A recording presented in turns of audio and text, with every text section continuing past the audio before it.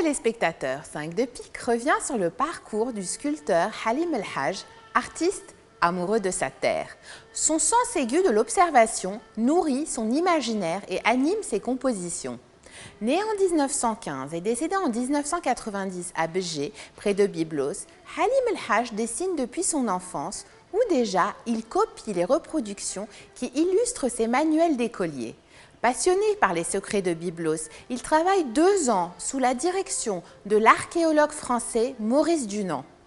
Ce dernier est en charge des fouilles de la cité phénicienne de 1924 à 1975.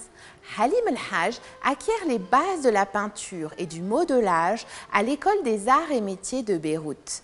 Il étudie aussi à l'Académie libanaise des beaux-arts de Beyrouth.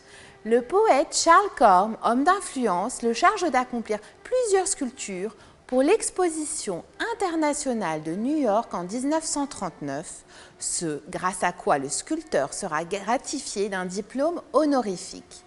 Youssef Houayik rentre au pays en 1940. Il installe son atelier dans le jardin de Charles Corm.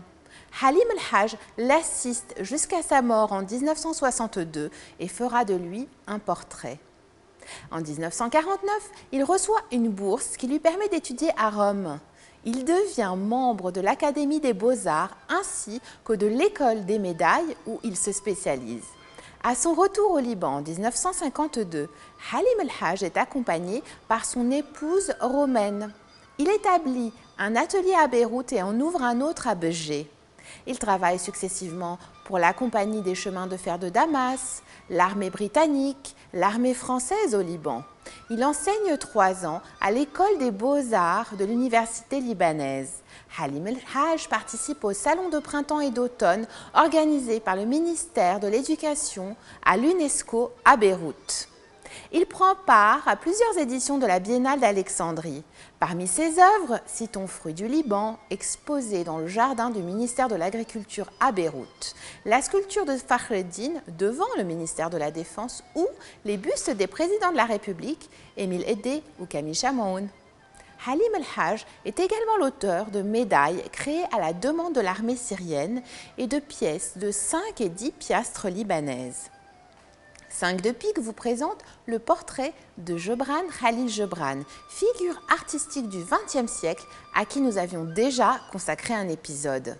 Cette représentation en plâtre a été réalisée par Halim El Hadj en 1956.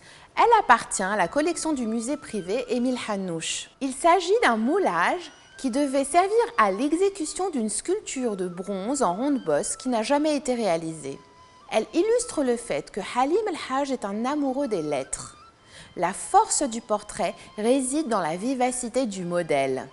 Son intelligence semble immortalisée par une technique académique hautement maîtrisée. Le poète est représenté dans le cadre d'un médaillon ovale avec une barbe parsemée, une large moustache, un front dégarni et un regard franc.